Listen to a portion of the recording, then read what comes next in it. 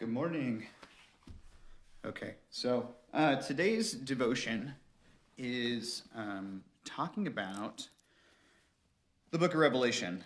Sorry, I'm a little bit later than normal. It's one of those days, didn't get going quickly. Okay, so the book of Revelation, the question that was asked this week was, how do we interpret or how should we interpret the book of Revelation? And the first thing is, whatever you remember from the Left Behind series, throw it in the garbage. Okay, that is in the fiction section, even in Christian bookstores, even in fundamental bookstores, it's fiction.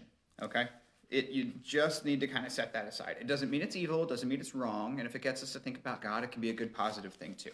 But as far as accuracy and intention on why it was written and the things that they did, they kind of did a hodgepodge of good fiction writing mixed with combining passages from multiple different places and taking them out of context quite a bit, actually.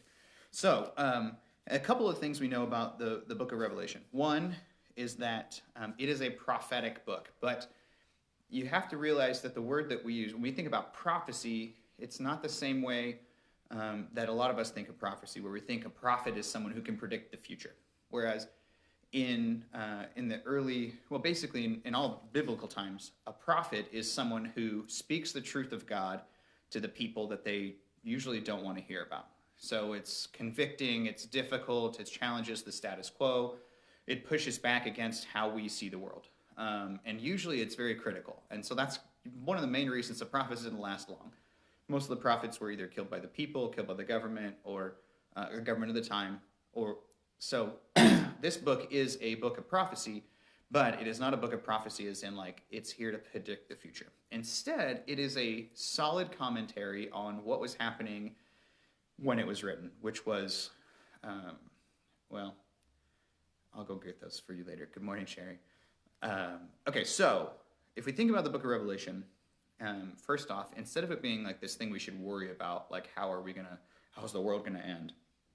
It's actually a book of hope, because in the context, these images that we see of like the seven, or of the 10-headed dragon with the crowns on it, and each of those images actually points to Roman life and what was going on with Rome. And so, like the 10-headed dragon was representing the Decapolis, the 10 cities that we hear about Jesus talking to, and their 10 leaders. And so talking about how that was a place of evil. So essentially you're saying the Roman governors all around this area are evil. And so you have each one of these spaces as you go through is intentionally, it's an apocalyptic letter. And what an apocalyptic letter allowed the people to do was to talk about what was going on in their current context as though it was sometime in the future. But everybody who was reading it knew it was talking about now, and everyone who was writing it knew it was talking about now. So really what you have is the people are really scared and frustrated with how Rome is treating them and how the major power players in the ancient Near East were acting. And so each of these times where people get destroyed or defeated, God always wins. And so what this entire book is intended to do is to tell the people, it says, even though right now we're being persecuted, even though right now we're being hunted, hurt, etc., there are little victories that God is winning throughout, and in the end, God will win overall. And so that's the message of hope of the book of Revelation. But then, and one of the ways we know it's about the current people is because in the beginning we have these 7 different letters to 7 different churches that are well known to John as he's writing. And just to be clear, this is not the same John that wrote the Gospel of John. They were written a couple hundred years apart. So each one of those letters to the different churches has something that they need to work on. And so it was sent out to these 7 different places. One of the reasons we have it, and so each space, it's inviting us to be aware. And think of the modern church, the best way to read this section, especially Revelation, and this is Revelation 2, talking about the 7 gold lampstands and essentially the 7 beacons of hope. And in the middle of those, it gives a little precise. And so it talks about to the angel in Ephesus. Well, it's talking about to the leader of the church in Ephesus. And so it talks about each one of these spaces is a critique and then a positive, right? So some of them seem a little less pleasant than others, which probably gives you a hint of where John came from. If the one that's more positive is the one that they seem to do things right. Because let's be honest, it's easier to see the log in someone else's eye most of the time than to see the log in our own. And so we have each of these passages, and they each invite us to see things we should work on. To the church at Ephesus, I know your works, your toil, and your patient endurance. I know that you cannot tolerate evildoers. You have tested those who claim to be apostles but are not and have found them false.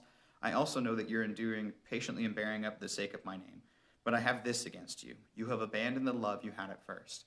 Right? This is great. This is one of those times where it's like, okay, you got the rules right, but you forgot the heart. You forgot to love. And then and Smyrna, even I know your affliction and your poverty, even though you are rich. I know the slander on the part of those who say they are Jews and are not, but are a synagogue of Satan. Do not fear what you are about to suffer. Beware, the devil is about to throw you into prison so that you may be tested. And for 10 days you will have affliction. Be faithful and until death, and I will give you a crown of life. Let anyone who has an ear to listen to what the Spirit is saying to the churches. Whoever conquers will not be harmed by the second death. So in the middle of it, it's even saying, like, listen, as you are being persecuted, as you are being hurt, God is with you. And this even talking about the second death, that you essentially you will not die a second time. You will reign with God. So each of these passages, and I'd invite you to go back into Revelation, but before you get into the really symbolic part, you get into those letters, and each one of them should be something we should be thinking about. Oh gosh, where's the one that I always have in my head? Oh yes, the message to Laodicea. I know your works, and you are neither cold nor hot. I wish you were either cold or hot. So because you are lukewarm and neither cold nor hot, I am about to spit you out of my mouth. For you say, I am rich, I have prospered, and I need nothing. You do not realize that you are wretched, pitiable, poor, blind, and naked. This idea that, if we don't try to make a difference, but we also don't we don't hurt anyone, that's okay. And that's this idea where it's like, if you were hot, if you were trying and failing, that would be something that the prophet would be fine with. But or if you weren't trying at all and you were still learning, like you were not understanding the world around you, so you didn't try to change things. Each of those gives that passage or that possibility, but to say that like you're playing this middle ground, like I'm not doing bad, but I'm not doing good, it's not good enough. And so talking about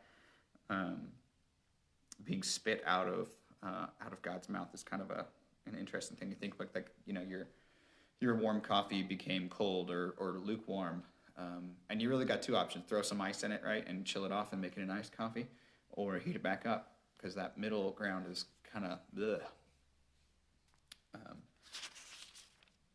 So that's kind of it. Throughout the book of Revelation, we have these images that draw us, or should draw us, back to the fact that Christ is with us, or Christ has us. This idea that those who died before will come back, so will be resurrected, is pointing to the people who are wondering about whether resurrection is true. It also talks about, it's very symbolic, so we have 12,000 from each of the 12 tribes. And even in the book of Revelation, those aren't the only ones who are saved. Those are the ones who fight against evil in the end battle. So if you are looking and wondering about the end times, if you're wondering like what book is written where it's intentional, where they say, what do we do about the end? What does the end look like? Then actually I want you to go to Thessalonians. So let me flip there. I knew I should have tabbed this before we got on. Thessalonians 4. 1 Thessalonians, sorry. 1 Thessalonians 4. Where are you?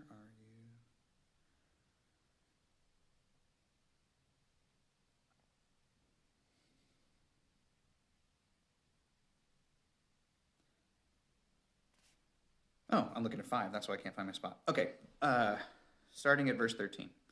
But we do not want you to be uninformed, brothers and sisters, about those who have died, so that you may not grieve as others who have no hope. For since we believe that Jesus died and rose again, even so, through Jesus, God will bring with him those who have died. For this we declare to you by the word of the Lord, that we who are alive, who are left until the coming of the Lord, will by no means precede those who have died.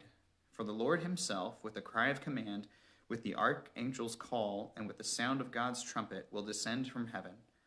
And the dead in Christ will rise first. Then we who are alive, who are left, will be caught up in the clouds together with them to meet the Lord in the air. So we will be with the Lord forever. Therefore, encourage one another with these words. So, essentially, the strongest passage to try and understand what happens in the end is that those who have already died, God will gather together before those of us who are still alive. And then we will gather with God too for all eternity. In the middle of that, it also talks about the kingdom of the air, which it is in the 1st century was the area, or like the work of the devil. Like the kingdom of the air was thought to be the place where evil worked. And so it's saying that God will even conquer what we would consider hell, or what they considered hell at the time, which is where the kingdom of the air. So in the midst of God's salvation, in the midst of this coming back moment, it talks about God even overwhelming the places of brokenness, like the kingdom of the air. So, and in case you're wondering if I know what I'm talking about, only A+ I got in seminary was on this paper, on 1 Thessalonians 4. I got other A's, don't worry, but that was the only one with a plus at the end. So I'm calling that good. Any other questions? We'd love to hear from you, and let me know. I know this is, hey, buddy, I know this is not always easy to hear something that's different than what you've heard, but I think a lot of that is due to the fact that it's difficult to preach a topic that is so full of symbolism, like the book of Revelation. And to be honest, we don't really write like this anymore in our holy writings. So I invite you to be praying about that, to think about that, and to know that no matter what, God is with you. And I hope that this week can be a space of rest for you, even if it's just little tiny pieces at a time. God bless you all.